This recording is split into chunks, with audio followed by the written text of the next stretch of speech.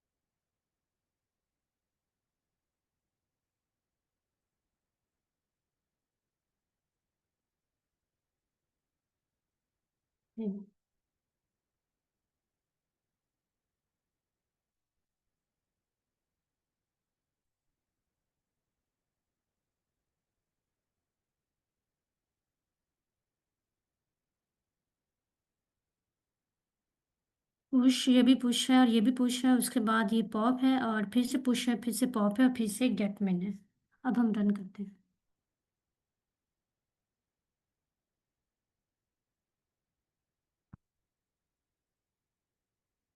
देखिए टेस्ट जो case to है वो फेल हो रहा है। अब एंड पे जो एक्सपेक्टेड है ना गेट मिन में, वो है 3। ये यहाँ पर एक्सपेक्टेड आउटपुट है, जबकि हमारे पास आउटपुट आ रहा है 5। ठीक है, अब हम देखते हैं कि ये कैसे आउटपुट हमारा गलत आ रहा है। ओके, हम यहाँ पे दो स्टैक्स बनाते हैं। एक हमारे पास हमारी ओरिजिनल स्टैक होगी, एक हमारे पास मेन स्टैक होगी। यहाँ मैं बना रही हूँ, ये हमारी एक स्टैक है, एस टी इसको नाम दे रही हूँ। एक हमारे पास मेन स्टैक है, एम एस नाम दे रही हूँ इसको। ठीक है, सबसे पहले हमारे पास ऑब्जेक्ट इनिशलाइज हुआ, फिर हमने पुश किया। अब यहाँ पे आप ना 5 पुश कर दें दोनों में। देखिए यहाँ पे पहले हमने स्टैक में तो 5 पुश कर दिया। अगर आप कोड को देखें तो उसमें था कि कंडीशन थी। हम कंडीशन को देखते हैं, एक मिनट। मैं ऐसा करती हूँ, अगर मैं इसको कॉपी कर सकूँ सारा, यहाँ पे नीचे हम इसको जो है ना लिख देते हैं।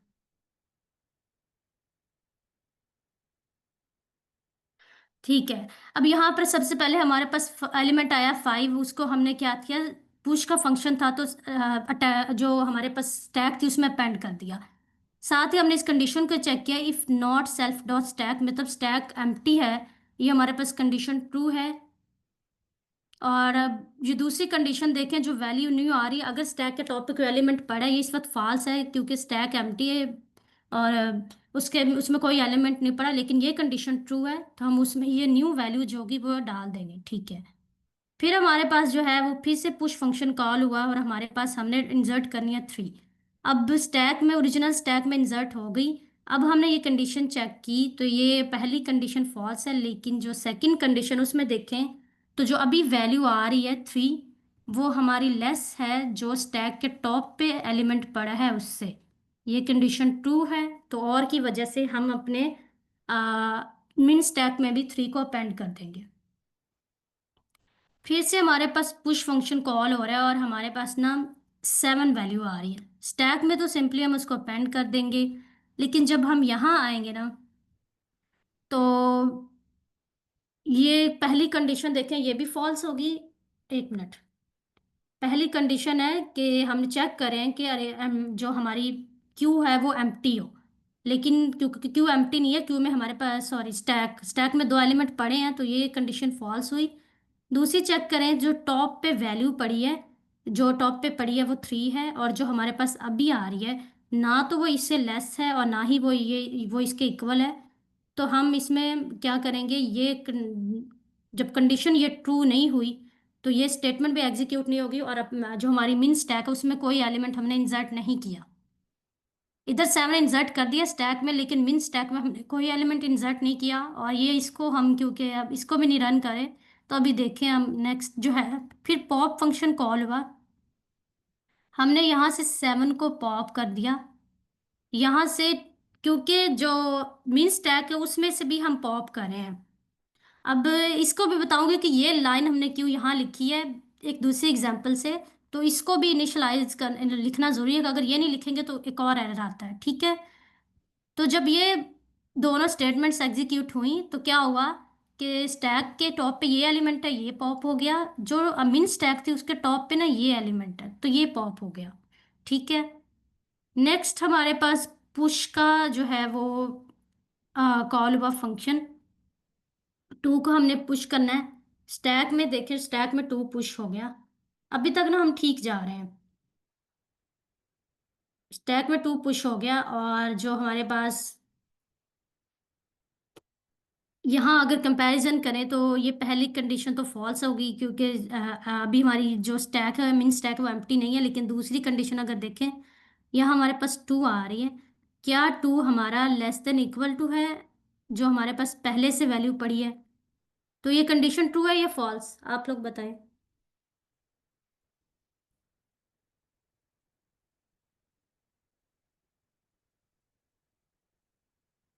ट्रू। जी, ये कंडीशन ट्रू है, तो हमारा टू जो है वो इंसर्ट हो जाएगा, ठीक है। इसके बाद पॉप का फंक्शन कॉल होता है, और पॉप में क्या होगा कि जो हमारे पास स्टैक है उसमें से टॉप का एलिमेंट पॉप हो जाएगा, यहाँ से भी टॉप का एलिमेंट पॉप हो जाएगा, ठीक है। नेक्स्ट मूव करते हैं, हमारे पास गेट मिन कॉल हुआ। और हमने गेट मिन में हमें पता है हमने मिनिमम, जो मिनिमम लेना इसमें से होता है। एक्चुअली हमने स्टैक में से जो उस वक्त मिनिमम एलिमेंट पड़ा होता है वो निकालना होता है। तो अब यहाँ से देखें, यहाँ मिनिमम एलिमेंट है थ्री, ठीक है। लेकिन हम मिनिमम एलिमेंट का जो ट्रैक है वो रख रहे थे मिन स्टैक में, और से हम जो गेट करेंगे वो मिन स्टैक का टॉप एलिमेंट होगा। तो क्या होना चाहिए था, यहाँ जब टॉप एलिमेंट आएगा तो वो फाइव होगा, और फाइव हमारा जो है रिटर्न हो जाएगा। तो हमारा जो असल आंसर है वो थ्री है, लेकिन रिटर्न क्या हो रहा है, फाइव। सिर्फ इस स्टेटमेंट को ना लगाने की वजह से, जब हमने इस स्टेटमेंट को नहीं लगाया था ना, तो हुआ क्या था, यहाँ पर पहले तो हमारे पास फाइव पड़ा हुआ था, फिर हमारे पास थ्री पड़ा था, फिर थ्री पड़ा था, और यहाँ पे जब हमने पॉप किया था ना सेवन, उस वक्त अगर इस स्टेटमेंट को एग्जीक्यूट करते ना, तो ये हम थ्री एक दफ़ा और रिपीट होता।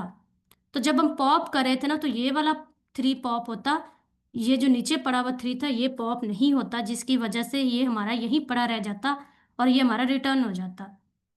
तो ये रीज़न है कि हमने दोनों की जो लेंथ है ना, एक स्टैक की और मिन स्टैक की, उसको इक्वल रखने के लिए ना, हमने ये इस स्टेटमेंट को भी एग्जीक्यूट करना होता है। मतलब ये जो स्टेटमेंट है इसको ईपी कोड में लिखना होता है। जी, ये क्लियर हुआ?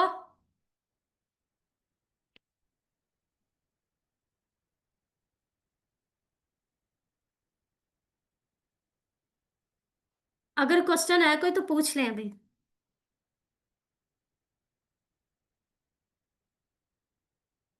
क्लियर है। जी। अच्छा, ये जो हमने स्टेटमेंट लिखी है, अब यहाँ पर एक चीज़ देखें ना, अगर इसी क्वेश्चन में अगर हम एक मिनट, इसी क्वेश्चन में अगर हम जो है,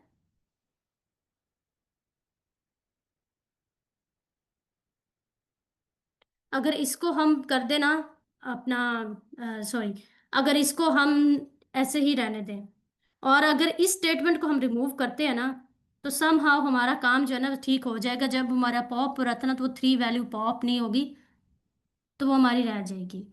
लेकिन आगे जब हम जाएंगे, तो यही जब हम टू को इंसर्ट करेंगे, तो तब हमारा जो कंडीशन जो है ना, ये उसको डिस्टर्ब करेगा। और इसी तरह जो जो हमारी पहली एग्जांपल है ना, ये इसको भी डिस्टर्ब करेगा। अगर ये स्टेटमेंट नहीं लिखते ना, तो ये शायद इस पे, ये जो भी हमने एग्जांपल ली थी जिस पे हमने ड्राई रन किया था, उस पे तो चल जाए, लेकिन इस पे फिर एग्जीक्यूट नहीं होगा। तो हमें ये दोनों स्टेटमेंट्स लिखनी है, एक ये वाली जो हमने पहले देखी है, और दूसरी ये वाली, क्योंकि हमने हमेशा दोनों की लेंथ, स्टैक और मिन स्टैक की, उसको इक्वल रखना है। जब स्टैक में से पॉप करेंगे मिन स्टैक में भी पॉप करेंगे, और जब स्टैक में कोई वैल्यू इंसर्ट होगी तो मिन स्टैक में भी होगी। और बस कंडीशन का डिफरेंस है कि मिन स्टैक में तो वही वैल्यू पुश होगी जो आ रही है, लेकिन मिन स्टैक के अंदर इस कंडीशन की बेस पे वैल्यू पुश होगी। और इसको देखेंगे, या इफ स्टेटमेंट एग्जीक्यूट होगी या एल्स। जी क्लियर हो गया। अब हम अगर क्वेश्चन है तो पूछ लें, वरना हम फिर नेक्स्ट क्वेश्चन पे मूव करते हैं।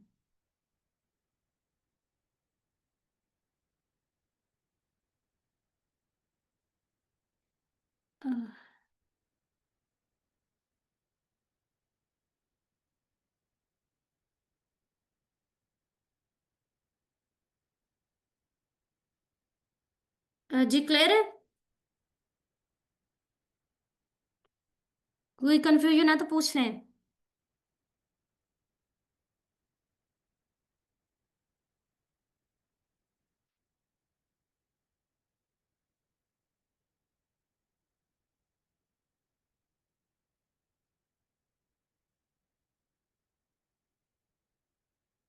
ओके, हम फिर नेक्स्ट क्वेश्चन पे मूव करते हैं। आई थिंक ये क्लियर है फिर सबको।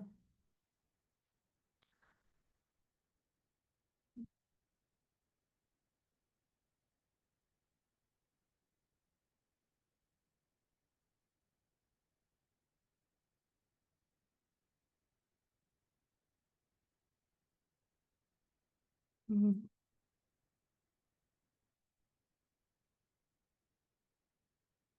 ये क्वेश्चन हमारा क्यों से रिलेटेड है। First unique character in a string.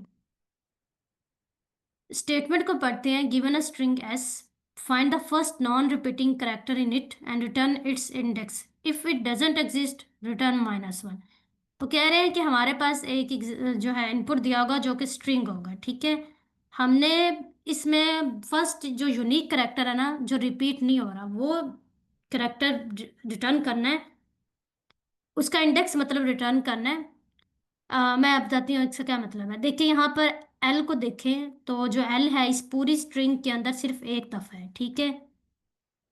जो ई है वो 3 टाइम्स है। जो हमारे पास टी है ना, वो भी 1 टाइम है। और जो हमारे पास सी है वो भी 1 टाइम है। और ओ जो है वो 2 टाइम है, सॉरी ओ भी 1 टाइम है।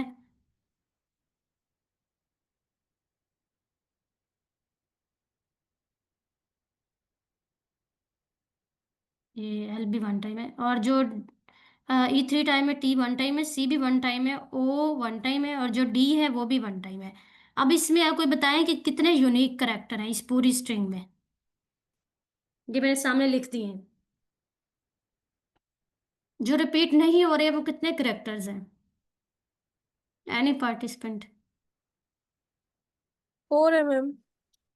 जी।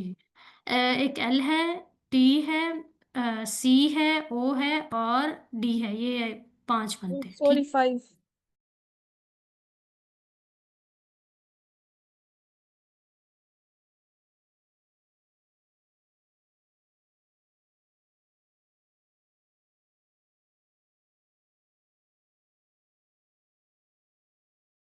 मेरी आवाज आ रही है। यस मैम, आ जी रही है, मैम। कंटिन्यू करें। जी, मैं स्क्रीन शेयर करती हूँ। ओके, तो हमने कहा था यहाँ पर जो यूनिक करेक्टर्स हैं वो 5 है। एल भी एक 1 टाइम है, टी भी, सी भी, डी भी और ई भी, डी भी, ओ भी। लेकिन जो पहला यूनिक करेक्टर आ रहा है ना इस स्ट्रिंग के अंदर, सबसे पहले जो यूनिक आ रहा है वो हमारे पास एल है। उसका हमने इंडेक्स रिटर्न कर दिया 0, ठीक है। दूसरी एग्जांपल में देखें तो यहाँ जो एल को देखें तो ये भी रिपीट हो रहा है। ओ को देखें तो ये भी रिपीट हो रहा है। वी नहीं हो रहा, वी को एक साइड पे रखें। फिर देखें ई भी हो रहा है, एल तो पहले ही हो रहा था। टी भी नहीं हो रहा, टी को भी हम कंसिडर करते हैं। जो सी है वो भी कंसिडर करते हैं, और ओ रिपीट हो रहा है, डी उसको भी कंसिडर करते हैं। लेकिन सबसे पहला जो यूनिक आ रहा है ना, जो सबसे पहला एलिमेंट आ रहा है जिसकी लेंथ 1 आ रही है, वो है वी।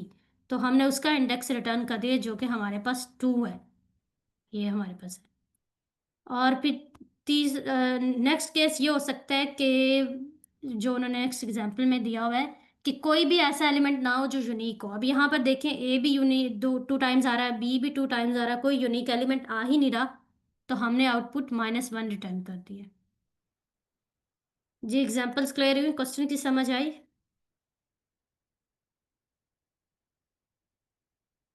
जी मैम क्लियर है। जी। कॉन्स्ट्रेंट्स को डिस्कस करते हैं। वो कह रहे हैं कि यहाँ पर हमारी जो एस की लेंथ होगी वो वन मिनिमम हो सकती है, मतलब उसमें ये जो एलिमेंट हैं ये वन हो सकते हैं, या मैक्सिमम देखें 10 रेज टू पावर 5 तक जा सकते हैं। और नेक्स्ट उन्होंने एक कॉन्स्टेंट बताया हुआ है कि जो एस होगा ना उसमें सिर्फ लोअर केस इंग्लिश लेटर्स होंगे, मतलब लोअर केस अल्फाबेट्स देखे ना, ए से लेके जी तक, सिर्फ ये हो सकता है। इसके अलावा हमें कोई चीज़ जो है वो गिवन नहीं होगी, कोई डिजिट्स नहीं होंगे, कोई स्पेशल करेक्टर्स हमारे इनपुट स्ट्रिंग में नहीं होंगे। नेक्स्ट टॉपिक्स में देखें तो हमारे पास यहाँ पे टॉपिक्स जो है हैश टेबल है, स्ट्रिंग है, क्यू है, काउंटिंग मेथड्स बताएं जिनसे हम सॉल्व कर सकते हैं। कि किसी के माइंड में कोई अप्रोच आ रही है?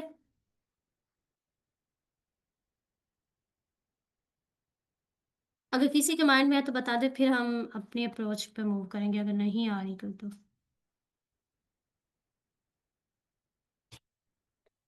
जी। एनीवन, के हम इसको कैसे सॉल्व कर सकते हैं?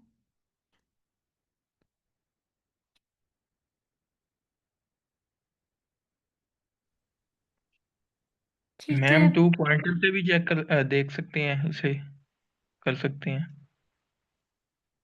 G2 पॉइंटर से कैसे?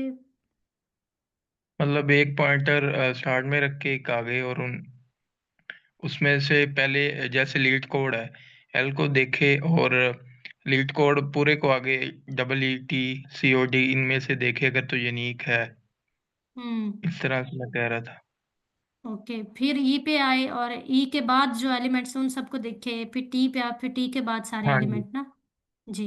हाँ जी, इस जी, तरह ये से। सॉल्यूशन हो जाएगा, लेकिन बस टाइम कॉम्प्लेक्सिटी जो है वो एक्सीड करेगी, बिग ऑफ एन स्क्वायर में चली जाएगी आई थिंक। और हाँ जी, जी। जी, ये सॉल्यूशन इसमें वैलिड वो है, बस लगेगी टाइम ना, नेस्टेड कॉम्प्लेक्सिटी। लूप लगेगी आई थिंक। जी जी, हाँ। नेस्टेड लूप लगे।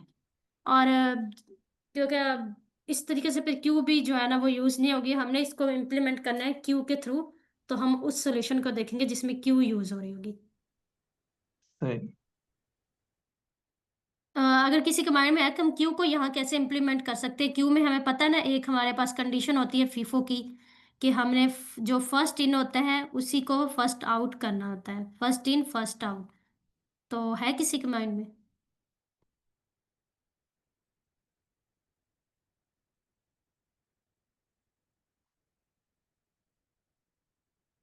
चले मैं डिस्कस करती हूँ। हम क्या करेंगे, हम पहले एक हैश टेबल बनाएंगे। हैश टेबल में इन सबकी फ्रीक्वेंसी काउंट करके लिख लेंगे। यहाँ एल की फ्रीक्वेंसी 1 है तो वो लिख लेंगे, ई की फ्रीक्वेंसी 2, तो इससे लिख लेंगे। फिर टी के लिए हम फ्रीक्वेंसी उसकी लिख लेंगे, जो कि हमारे पास फिर से 1 है, सी की भी 1 है, ओ की भी 1 है, और डी ई की भी, सॉरी डी की भी 1 है। ई पहले ही हमारे पास जो है वो हो चुका है। ठीक है। हम इस तरह एक हैश टेबल बना लेंगे, जब वो हमारे पास बन जाएगा ना, उसके बाद हम क्या करेंगे, हम इसके जो अ, हमारे पास स्ट्रिंग गिवन है, इसके एलिमेंट्स को 1 बाय 1 जो है ना आइट्रेट करेंगे, और देखेंगे कि जिन एलिमेंट्स का करेक्टर 1, जिन एलिमेंट्स की फ्रीक्वेंसी 1 होगी ना, हम कंडीशन लगाएंगे, और जिन एलिमेंट की फ्रीक्वेंसी 1 होगी ना उन्हें हम क्यू में इंसर्ट कर देंगे। लेट्स से ये हमारे पास ना एक क्यू है। ठीक है, ये क्यू है। यहाँ हम क्या करेंगे, जिन करेक्टर की फ्रिक्वेंसी 1 होगी ना उसे ऐड कर देंगे। यहाँ पर हमारे पास एल ऐड होगा, टी ऐड होगा, सी ऐड होगा, ओ ऐड होगा, और डी ऐड होगा। और फिर हम क्या करेंगे, हम उनमें से जो फर्स्ट एलिमेंट हम इंसर्ट करें ना, वो वही कंडीशन जो हमारे पास अरे में होता, सॉरी क्यू में होती है, फर्स्ट इन फर्स्ट आउट, उसे हम यूज़ करके हम अपना पहले वाला जो एलिमेंट है उसके इंडेक्स को उठा लेंगे। जहाँ पर एल है, जब हम इंसर्ट करेंगे ना तो सिर्फ हम एल को इंसर्ट नहीं करेंगे, एलिमेंट्स को नहीं करेंगे, साथ ही में उनके इंडेक्स को भी ऐड करते जाएंगे अरे के अंदर। तो यहाँ पर इनके साथ इनका इंडेक्स भी होगा, वो हम देखेंगे हम कैसे इंसर्ट करते हैं। तो जो पहला एलिमेंट क्यू में जाएगा उसी को हम आउट कर लेंगे, तो फीफो का जो हमारे पास कंडीशन है वो भी इम्प्लीमेंट हो जाएगी और हमारा सोल्यूशन भी हो जाएगा। जी, अप्रोच की समझ आइए।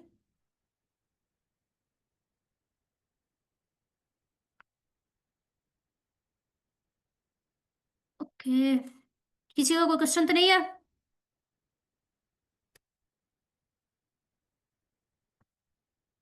सबको क्लियर है सोल्यूशन जो हमने अप्रोच डिस्कस की है? जी मैम। जी।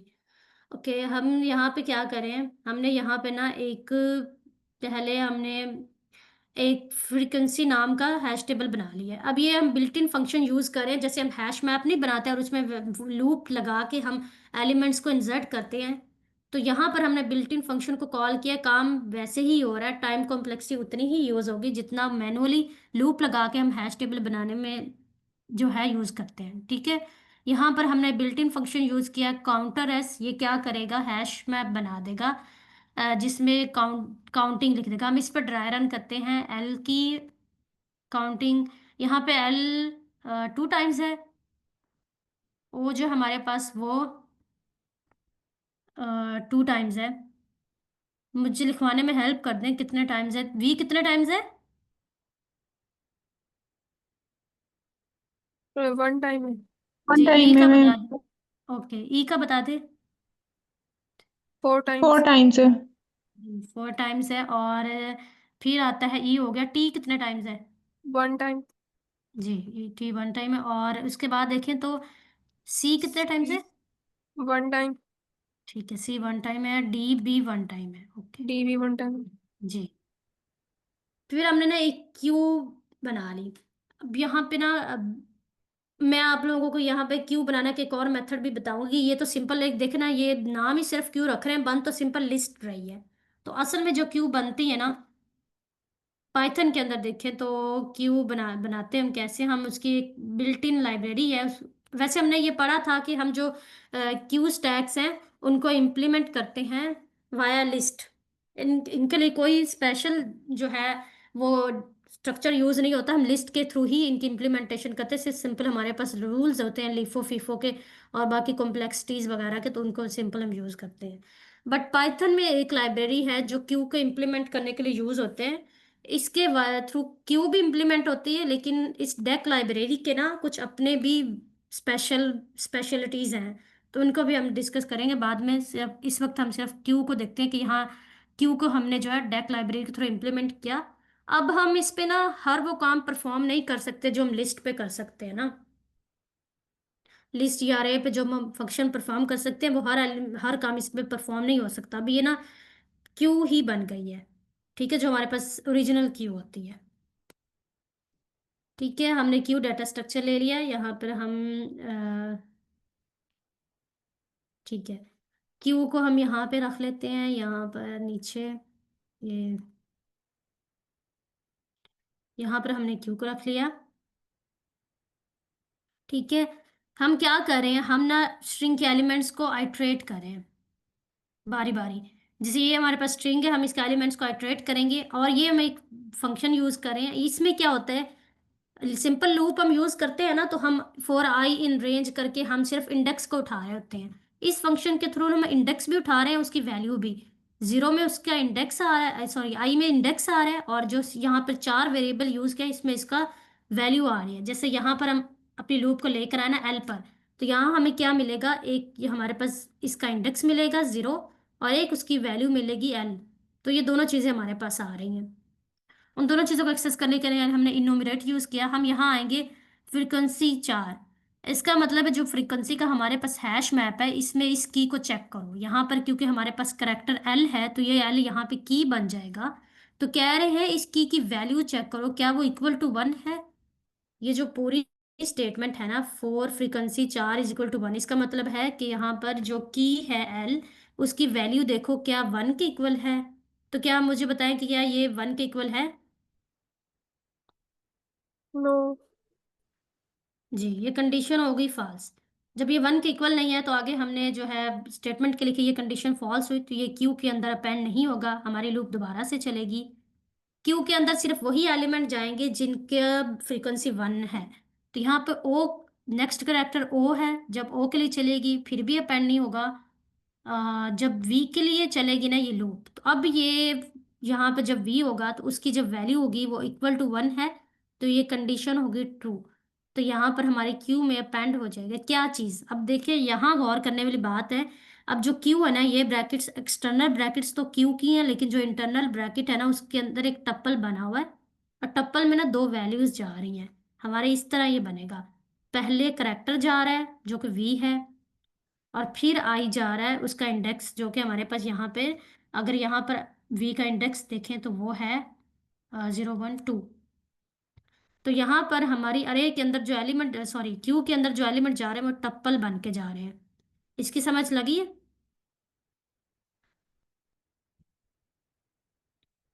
यानी करेक्टर भी जा रहा है, साथ में उसकी इंडेक्स भी जा रहा है। जी ये क्लियर हुआ है? मैम रिपीट कर दें।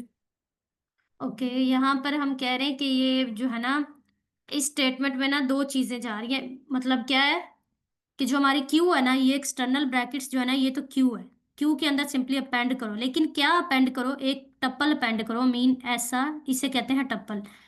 टप्पल अपेंड करो, और टप्पल के अंदर भी ना दो चीजें अपेंड करो। टप्पल एक डाटा स्ट्रक्चर है, यानी आप समझे जैसे हम लिस्ट के अंदर लिस्ट को अपेंड करते हैं ना, एक लिस्ट होती है हमारे पास, और उसके अंदर हम छोटी छोटी लिस्ट को अपेंड कर रहे होते हैं।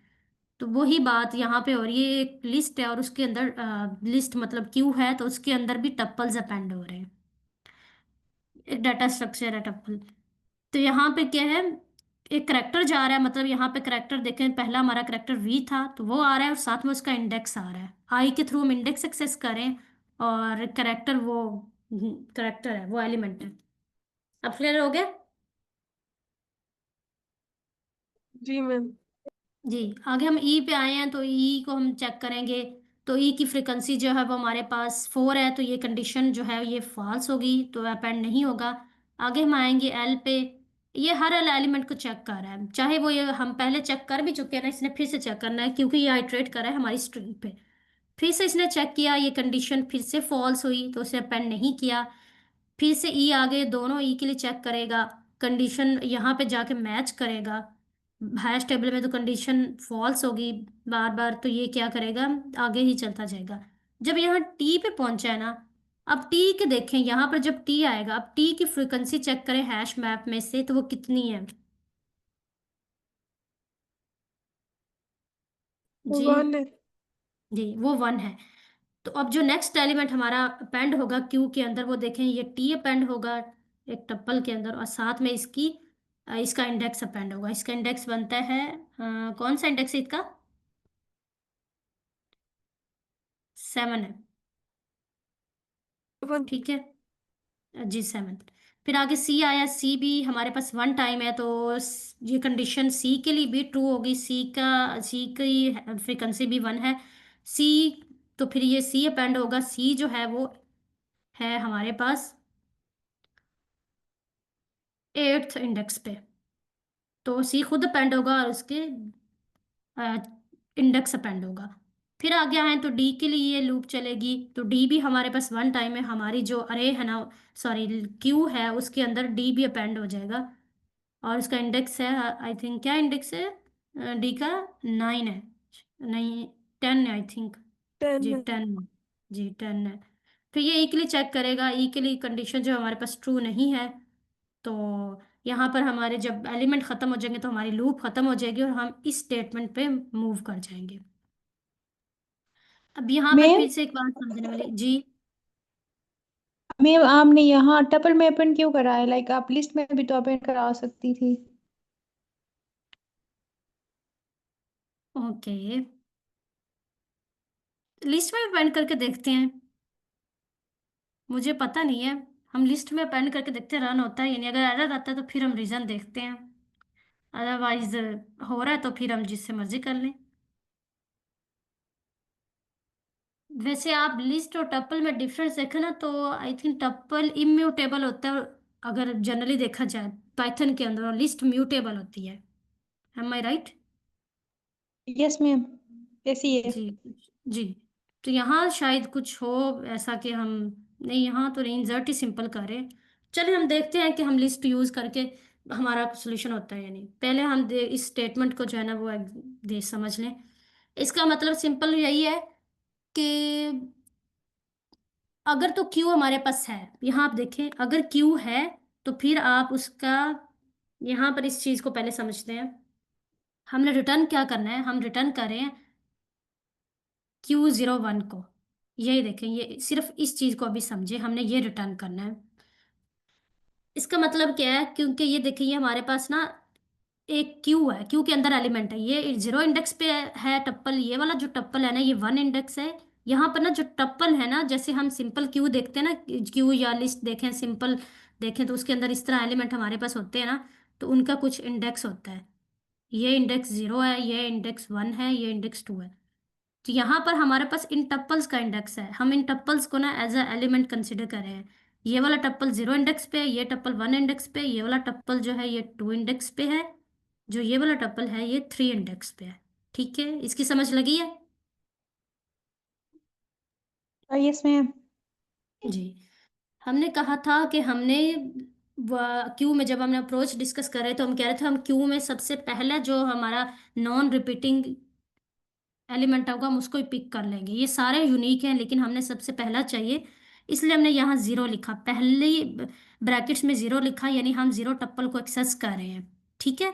जो दूसरा वन लिखे ना, इसका मतलब है जब हम टप्पल के अंदर चले गए, सपोज हम इस टप्पल के अंदर चले गए ना, अब इस टप्पल के अंदर भी तो इंडेक्सिंग है, ये जीरो इंडेक्स है और ये वन इंडेक्स है। तो हम क्या उठा रहे हैं, हम वन को उठा रहे हैं क्योंकि हमें इंडेक्स चाहिए जो हमें रिटर्न करना है। तो ये मतलब है Q0 का मतलब है पहला टप्पल उठाओ, और इस वन का मतलब है उस टप्पल में से दूसरा एलिमेंट उठाओ, क्योंकि वो इंडेक्स पड़ा है, पहला एलिमेंट तो करेक्टर खुद पड़ा हुआ है।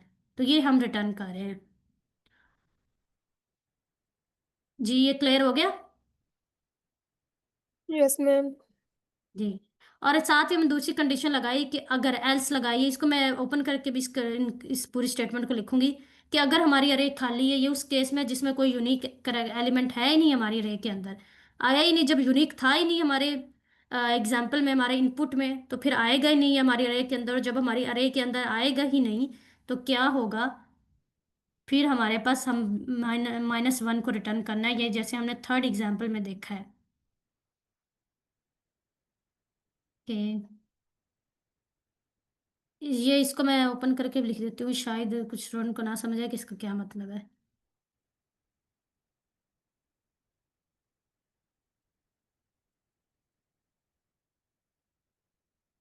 इसका मतलब सिंपल ये है कि अगर क्यू है तब रिटर्न कर दो उसका पहला एलिमेंट, एल्स क्या करो,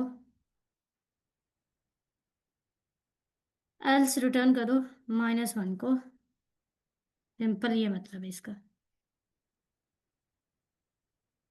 ठीक है, ये क्लियर हो गया? जी मैम। जी।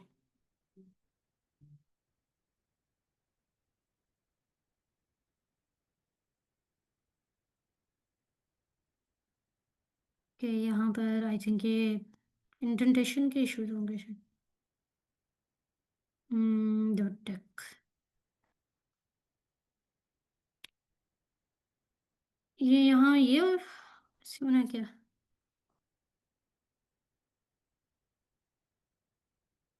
हम्म,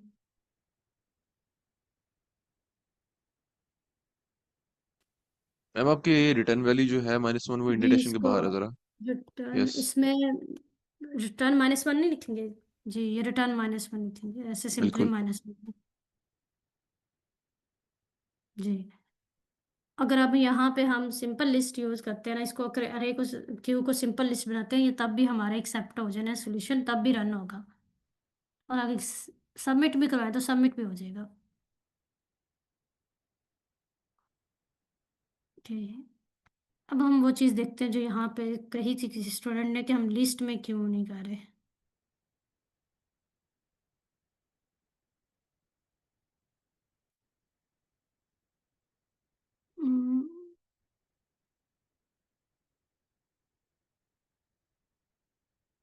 थिंक कोई खास वजह नहीं है लिस्ट या टप्पल यूज करने की, मर्जी है जो मर्जी यूज कर ले। ठीक है, हम इसको डिस्कस करते हैं, ये जो हमने यहाँ पर पहले एक डेक यूज की थी, फिर सिंपल क्यू यूज की थी, जो मैंने बताया वो मैंने नीचे लिखा हुआ है, मैं आप लोगों को शो करवा देती हूँ। यहाँ पे क्या होता है, जो जब हमने इसको डेक के थ्रू डिक्लेयर किया है, तो इसका मतलब है कि अब ये एक फीफो वाली क्यू बन गई है। अब डेक के ना कुछ और स्पेशलिटीज भी होती हैं, वो इसकी अपनी है, तो उसको हम डिस्कस रहने देते हैं करना।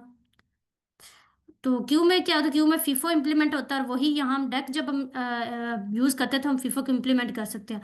अदरवाइज अगर सिंपल लिस्ट बनाते हैं तो फिर हम वही ये जो लिस्ट हमने बनाई, ये स्टैक भी हो सकती है, लिस्ट भी हो सकती है, या क्यू के तौर पे, यानी इसको हम किसी भी जो है ना मेथड के लिए यूज़ कर सकते हैं। चाहे हम स्टैक इम्प्लीमेंट कर सकते हैं इसके थ्रू, क्यू भी, और लिस्ट के फंक्शन जो है उनको भी इम्प्लीमेंट कर सकते हैं। अब अगर हम डेक की बनाते हैं ना, अब यहाँ पर एक और चीज़ है कि अगर हमारा क्वेश्चन में कोई और रिक्वायरमेंट होती या क्वेश्चन किसी और तरह से होता, तब क्या होता, अगर हमसे क्वेश्चन में कहा जाता कि आपने जो है आ, यहाँ तो हम जो है फ्रंट से रिमूव कर रहे थे, चाहे हम लिस्ट भी यूज कर रहे हैं ना तो हमारा हो रहा था, क्योंकि हम पहला ही एलिमेंट उठा रहे थे। लेकिन अगर हमें कुछ क्वेश्चन को एक्सटेंड कर दिया जाता है और हमें वहां पे हमें कहा जाता है कि क्योंकि जो है टॉप से एलिमेंट को रिमूव करें, यानी यहाँ तो हम करें ना, एक मिनट मैं बताती हूँ मैं क्या कहना चाह रही हूँ। यहाँ पे जो हमारी कंडीशन थी वो था हमने फ्रंट से रिमूव करना है, ठीक है। यहाँ पर फॉर एग्जांपल हमारे पास एलिमेंट है 1 2 3, यहाँ से हमने सिंपल फ्रंट को एलिमेंट मूव कर देना तो हमारा यहाँ पे दो जो हमने क्वेश्चन किया उसमें काम हो रहा है। लेकिन अगर क्वेश्चन को थोड़ा एक्सटेंड किया जाता और उसमें ये कॉम्प्लेक्सिटी की जो है कंडीशंस लगाई जाती, तो वहाँ पर अगर हम ये फंक्शन परफॉर्म करते ना, पॉप जीरो की, यानी फर्स्ट वाला, क्योंकि हमें पता है हम जो पॉप होता है ना, पॉप का बाय डिफॉल्ट मतलब होता है कि आप एंड से एलिमेंट को रिमूव करें। तो जब फर्स्ट से रिमूव करना है तो हम इसमें इंडेक्स देंगे 0 के पहले एलिमेंट को रिमूव करो। तो अगर सिंपल लिस्ट होती और हम उसमें से टॉप से एलिमेंट, जो टॉप नहीं सॉरी फ्रंट से फर्स्ट एलिमेंट को रिमूव करते ना, तो क्या होता है, एलिमेंट की शिफ्टिंग होती है। आप लोगों को पता है जब हम दरमियान से या स्टार्टिंग से एलिमेंट को रिमूव करते हैं ना लिस्ट में से, तो जो बाकी एलिमेंट है ना वो शिफ्ट होते हैं। तो शिफ्टिंग में जो है ना big of n time complexity लग जाती है। लेकिन जब हमने इसको कर दिया ना, डेक बना दिया है, डेक के थ्रू डिक्लेयर किया है, अब हम जब फ्रंट से एलिमेंट रिमूव करेंगे ना, अब हमारी ये शिफ्टिंग नहीं होगी, ठीक है। तो जो कॉम्प्लेक्सिटी है वो बिग ऑफ 1 में रहेगी। तो इसलिए जो है ना प्रेफर किया जाता है कि जब आप क्यू को इम्प्लीमेंट करें ना तो हम उसको डेक के थ्रू करें। फिर उसमें जो है ना, यहाँ तो हमारा क्वेश्चन सिंपल था, अगर क्वेश्चन थोड़ा कुछ और रिक्वायरमेंट होती है तो वहाँ पर हमारी कॉम्प्लेक्सिटी जो है वो बिग ऑफ 1 में रहती है बजाय बिग ऑफ एन के। जी क्लियर है? कोई क्वेश्चन है तो पूछ लें।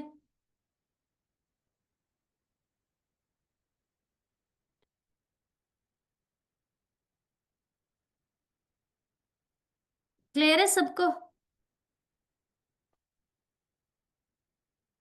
Yes ma'am. ठीक। अ, कोई और कुछ टॉपिक जो किसी स्टूडेंट को प्रॉब्लम कर रहा तो उसने पूछना, क्योंकि हमने आज जो हमारी जो आज की रिक्वायरमेंट थी वो कंप्लीट हो गई है। आज हमने 2 क्वेश्चन ही करने थे, वो दोनों हम कर चुके हैं। है तो पूछ लें, वरना फिर मैं कोशिश करती हूँ कि हमने जो नेक्स्ट टॉपिक डिस्कस करना है हम उसको स्टार्ट करवा दें। मैम ये जो लास्ट में आपने कॉम्प्लेक्सिटी का बताया, ये दोबारा बताइएगा। जी मैं बताती हूँ। यहाँ पर मैंने कहा था कि जो हमारी, अगर क्यू को सिंपल हम लिस्ट के थ्रू इम्प्लीमेंट कर रहे होते हैं ना, तो वो ऐसे ही होता है, वो सिर्फ वो लिस्ट ही रह जाती है, मतलब वो लिस्ट ही होती है। तो अगर उसमें हम फॉर एग्जांपल अगर हमारे पास फिर वो सिर्फ नाम का ही क्यू हम उसे कहते होती, तो वो एक्चुअल लिस्ट है ना। देखिए यहाँ पर फॉर एग्जांपल ये हमारे पास ना एक लिस्ट है। अगर इसके हम फ्रंट से एलिमेंट को रिमूव करते हैं ना पॉप 0 करके, यहाँ देखें तो क्या होता है, ये बाकी के एलिमेंट जो है ना वो शिफ्ट होते हैं। जब हमने अरे को पढ़ा था ना, लिस्ट को अरे को पढ़ रहे थे, तब हमने ये डिस्कस किया था कि हम चाहे लिस्ट में से मिड में से एलिमेंट को रिमूव करें या टॉप से सॉरी फ्रंट से करें, मैं टॉप ही बार बार कह जाती हूँ, मतलब फर्स्ट से स्टार्ट से करें, तो क्या होता है ये एलिमेंट शिफ्ट होते हैं। तो इन एलिमेंट के शिफ्टिंग होने में ना big of n time complexity लग जाती है, ठीक है। लेकिन अगर हम जब क्यू को यूज़ करें और बजाय कि क्यू को हम सिंपल लिस्ट के थ्रू इम्प्लीमेंट करें, हम उसको डैक के थ्रू इम्प्लीमेंट करने की कोशिश करें। डैक के थ्रू इम्प्लीमेंट करने में क्या होता है कि अगर हमें फ्रंट से एलिमेंट रिमूव करना जाए ना, डैक के थ्रू सपोज करें जो पहले हमने ये जो डिस्कस किया, हमने क्यू को इम्प्लीमेंट करें लेकिन लिस्ट के थ्रू, सिंपल लिस्ट है, तो हमारे पास time complexity big of N लगेगी क्योंकि बाकी के एलिमेंट जो हैं वो शिफ्ट होंगे। लेकिन जब हम डेक के एक दफ़ा उसे डिक्लेयर कर देंगे ना कि ये क्यू जो है ये डेक टाइप की है, अब क्या होगा, अब जब हम इस कंडीशन को इम्प्लीमेंट करेंगे जो फीफो वाली है होती है, हम फ्रंट से एलिमेंट रिमूव करेंगे तो ये बिग ऑफ वन में होगा, ये एलिमेंट शिफ्ट नहीं होंगे। ये क्यू की एक स्पेशलिटी है और पर्टिकुलरली डेक की।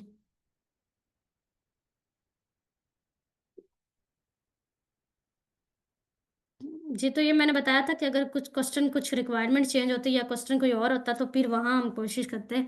यहाँ हमारा लिस्ट के थ्रू भी सोल्यूशन हो गया था, वहाँ भी अगर कॉम्प्लेक्सिटी का होता हमारे पास मसला तो फिर हमें जो है ना मैंडेटरी था कि हम डेक को ही यूज़ करते। Okay ma'am. जी, किसी और का कोई क्वेश्चन?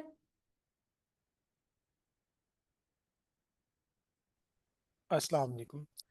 मैम मेरा वालेकुम अस्सलाम। ये इस प्रॉब्लम के रिलेटेड तो क्वेश्चन नहीं है, लेकिन ये है कि जस्ट वांट कि अगर आप एक आध मिनट में इस पूरा जो ये सेशन है इसके बारे में बता सकें कि ये किस कब तक ये कंटिन्यू रहेंगे, किस डेट तक, और इसमें आउटलाइंस वगैरह क्या क्या चीज़ें आप लोग कवर कर रहे हैं। कि सर जो हमारा ये सेशन है इसका थर्ड वीक है, हमारा ये सेशन 6 वीक्स का होगा टोटल। अब तक हमने क्या क्या डिस्कस किया, हमने कॉम्प्लेक्सिटीज़ को डिस्कस किया था, फिर हमने जो डाटा स्ट्रक्चर पे हम जब मूव किए, सिंपल जो हमने पहले कॉम्प्लेक्सिटीज़ को डिस्कस किया था, टाइम और स्पेस। फिर हम इंट्रोडक्शन किया हमने डाटा स्ट्रक्चर्स का, तो हमने बारी बारी एक डाटा स्ट्रक्चर को जो हर डाटा स्ट्रक्चर पे मूव करें। हमने अरेज को डिस्कस किया, हमने स्ट्रिंग को भी थोड़ा डिस्कस किया प्रॉब्लम्स में। थ्योरी हमने स्ट्रिंग की डिस्कस नहीं की, सिर्फ जो है हम प्रॉब्लम करते वक्त जो हमने स्ट्रिंग को भी डिस्कस किया। फिर हमने अरेज स्टैक और क्यूज को डिस्कस किया है, स्टैक और क्यूज को, और साथ और जो और टॉपिक हमने डिस्कस किया वो हैश मैप।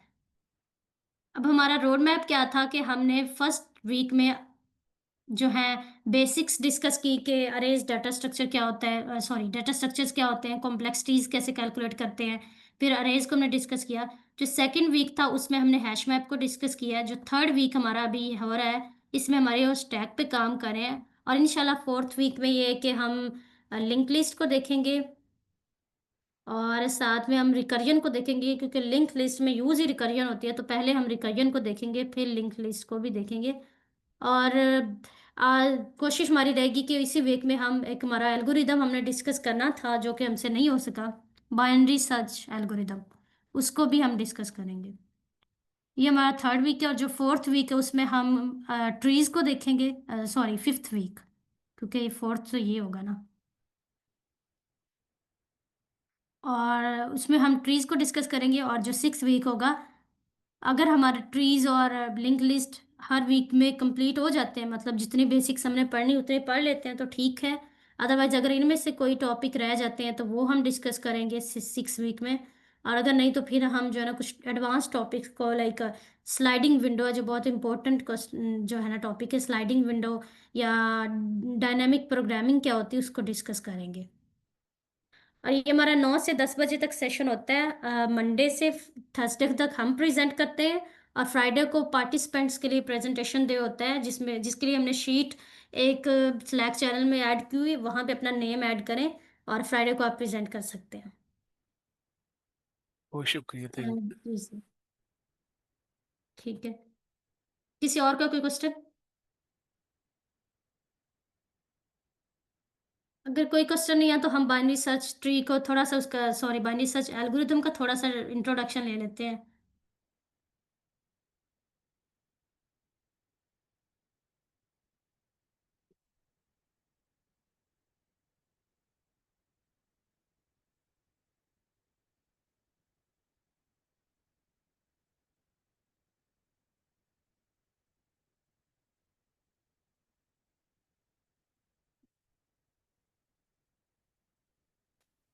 मैम बल्कि सॉरी टाइम एंड हो ही गया है, 2 मिनट रह गए एंड होने में, तो फिर हम कवर अप करते हैं आज, फिर इंशाल्लाह नेक्स्ट वीक में हम इसको कवर अप करेंगे। बाइनरी ट्री को एल्गोरिदम को। यस। यस, ओके इंशाल्लाह वीक सर। 5 में हम कवर करेंगे, क्योंकि आज हमारा वीक डे 4 एंड होने वाला, टाइम ऑलमोस्ट एंड हो गया, तो ये जी कवर अप नहीं हो पाएगा, इट्स लेंथी टॉपिक। जी सर। ठीक है तो सर, फिर वैसे ही कंफ्यूजन ही होगी अगर हम डिस्कस करना स्टार्ट करें और इनकम्प्लीट छोड़ दें ना। बिल्कुल सारी बात है, तो फिर जी आज का सर। सेशन हम आज एंड करते हैं, ठीक है। और कल हमारा प्रेजेंटेशन डे है, कोशिश करें कि आप लोग अपना नाम ऐड करें और ज़्यादा ज़्यादा प्रेजेंट करें। बाकी आज का सेशन एंड करते हैं। अल्लाह हाफिज़ सबको।